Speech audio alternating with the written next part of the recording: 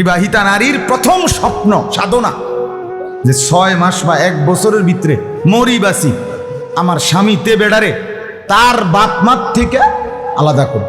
এটা হলো তার প্রথম মিশন।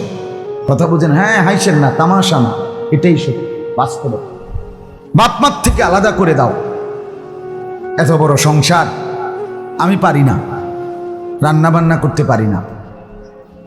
হ্যাঁ, মেয়ের বাপকে দিয়ে বলাইছে, বাবা ও তো সারা বছর স্কুলে পড়ছে, তো মাদ্রাসায় পড়ছে, বুঝেন তো, ও এত বড় সংসার সামলে দিতে পারে না। এটা আলাদা ছোট্টখাট্ট বাসা নিলেই হয়, কিছু ফার্নিচার আমরাও দিলাম, আপনিও কিছু ব্যবস্থা করলেন, দেখেন না বাবা, বাহ শুদ্ধ মারে শ্বশুর আব্বায়, শুদ্ধ মাইরা হ্যাঁ দিছে শেষ করে। বুঝেন নাই? আহ, তুমি বোন, তোমার একটু সুখের জন্য স্বামী বেচারাকে তার বাপ মার থেকে আলাদা করে দিলা।